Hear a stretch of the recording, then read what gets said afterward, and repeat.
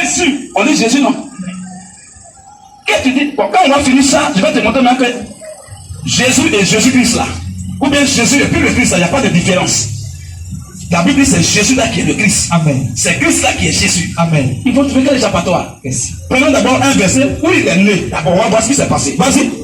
Matthieu 2, verset 1er. Rapidement. Jésus. Jésus. Étant né à Bethléem. Étant né à Bethléem, comme la Bible a dit tout à l'heure, oui. En Judée. Oui. Au temps du roi Hérode. Au moment que Hérode était roi en Israël, Voici des mages. voici, Des mages. il faut bien prononcer les articuler les mots, frère. Voici les mages. D'Orient arrivés à Jérusalem. Attends un peu, les mages, ça c'est pas n'importe qui. Les mages, c'est les initiés. C'est les grands mystiques, c'est-à-dire que c'est ceux qu'on peut appeler aujourd'hui le dernier degré de franc-maçonnerie. À leur temps, on l'appelait mage. Il n'y avait pas de franc-maçon là-bas d'abord. Même papoter qu'on dit par pape là. Au départ, on ne parlait pas de papoter, on parlait de l'évêque de Rome. C'est avec le temps qu'on a dit non. Sinon, quand on dit évêque de Rome, là, c'est le babaquet. C'est aujourd'hui, le nom change maintenant, on dit pape aujourd'hui. C'est la même chose. Les francs-maçons de dernier degré là, c'est eux, alors, au temps de Jésus, eux, on appelait les mages. C'est ça. C'était les mystiques. Tu vas voir ce qui va se passer. Quelle étoile on voit dans la journée? Et sur l'étoile, la vie, ça va. Ça veut dire quoi? Qu'est-ce qui est caché dans tes enseignements là? Est-ce que c'est une vraie étoile physique? Non.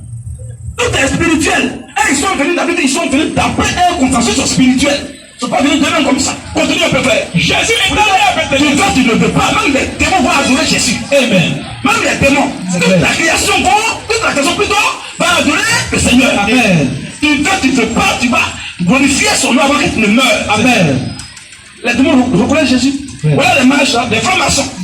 Et vous connaissez la valeur de Jésus, c'est le plantant qui dit non. Même dans la franc-maçonnerie, quand tu dis Jésus, le nom seul, ça bouleverse le trône. C'est clair. On ne dit pas Jésus, on dit Jésus seulement.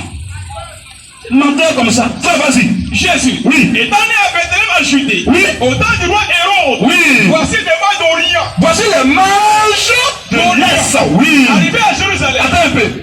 C'est pas n'importe quel mage. Les mages d'Orient. Les mages de l'Est.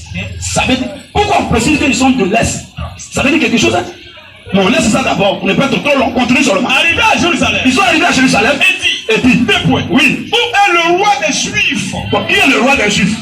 C'est Dieu qui est le roi des Juifs. Selon le livre de 2 Samuel, c'est Dieu qui est le roi des Juifs. Selon Samuel, lui-même il a dit ça. C'est vraiment quand le peuple a demandé à Samuel qu'il faut nous donner un roi, Dieu est très fâché. Dieu dit à Samuel, il ne faut pas te fâcher. Car c'est pas toi qui le rejette, mais c'est moi qui le rejette, ne pas qu'il soit roi sur eux. Donc d'office, le peuple de Dieu a déjà un roi qui est Dieu lui-même. Amen. Vas-y un peu. Où est le roi des Juifs? Les Juifs ont quel roi? Ils n'ont même pas président.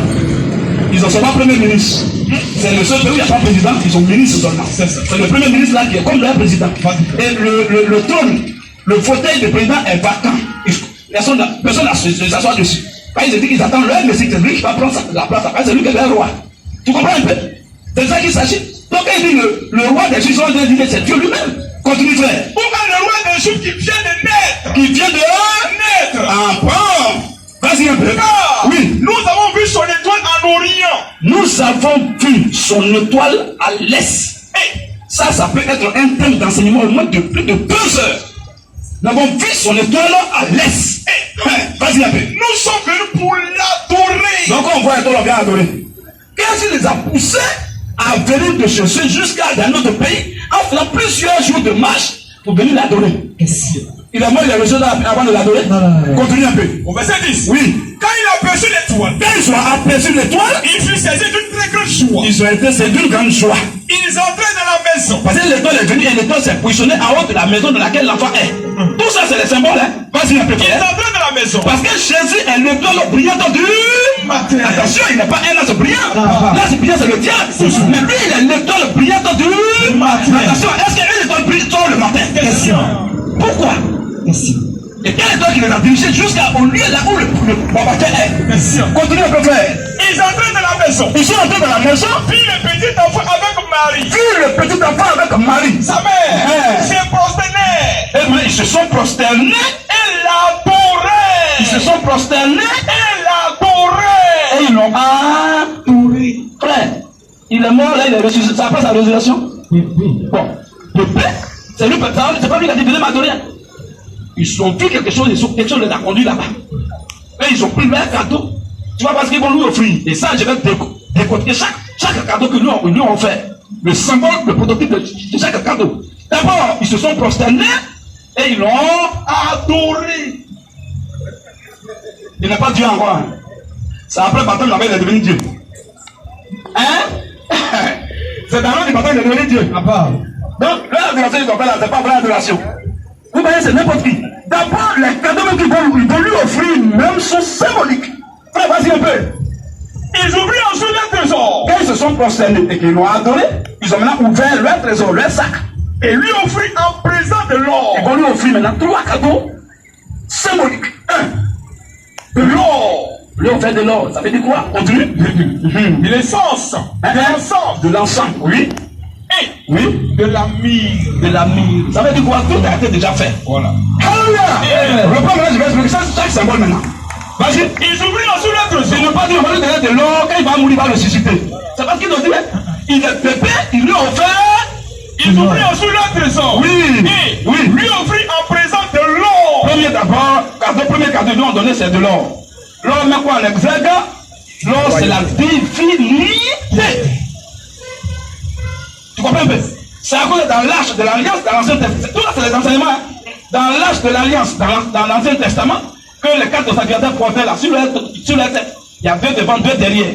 Comme c'est qu'on porte là, c'est une caisse qui était en train de la peau de blaireau. Blaireau dont la peau sent. Ça sent fort même qu'il y a un convoi là.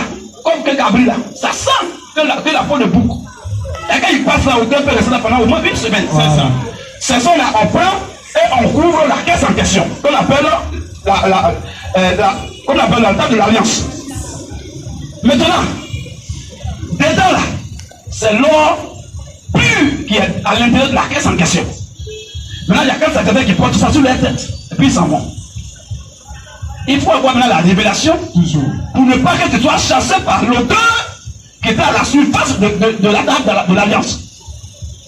Tu comprends? De l'âge de l'Alliance là. Si tu n'es pas un enfant de Dieu, l'auteur va te chasser. Tu vas même pas attendre pour voir ce qu'il y a dedans. Ça sent mauvais. Apparence, tu t'en vas. Tu as joué derrière par apparence. Tu comprends? Or, l'or qui est dedans, c'est Dieu lui-même. C'est la divinité. L'or montre ou bien c'est le prototype de la divinité dans le spirituel. Ça, c'est eux. Maintenant, pourquoi c'est la peau de blaireau qu'on met sur l'âge de l'Alliance pour que ça sente mauvais? Or, dedans, c'est ce qui est apprécié qui est dedans. Paul a dit que nous portons dans ce vase de terre, de pourriture, là, de caca là. Nous portons à l'intérieur un trésor. Amen. Tu vois ce que ça fait? On parle plus de la tête maintenant aujourd'hui. De la tête, tout le est dans notre âme, au fond de nous. Mais si toi tu veux t'appuyer peut-être sur le comportement du chrétien, mais tu vas passer à côté du salut. C'est clair. Il faut voir ce qui sort de lui, de l'intérieur, ça vient de la divinité. C'est ça qui peut te sauver et non son comportement. Tu t'appuies à la porte, tu passes à côté. Direct. Ça, c'est la peau qui sent mauvais qui est au-dessus. Et ceux qui étaient des démons, ils s'en vont. Oh, c'est une divinité qui est à l'intérieur.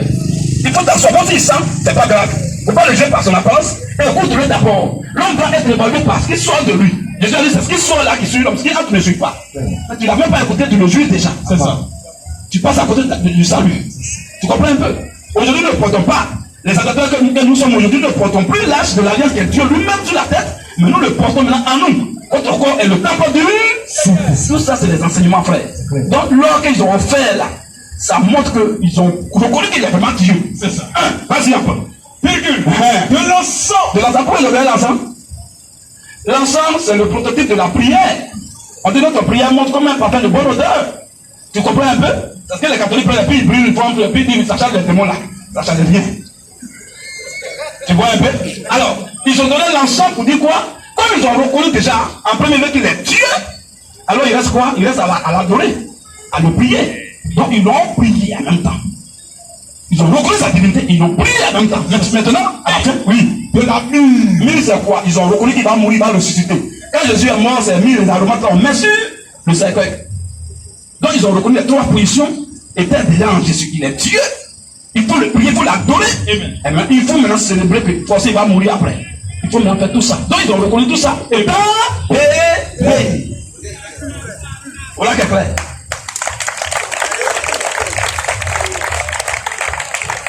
Donc, j'ai fait avant qu'il ne vienne. J'ai fait où il est venu étant peuplé d'abord.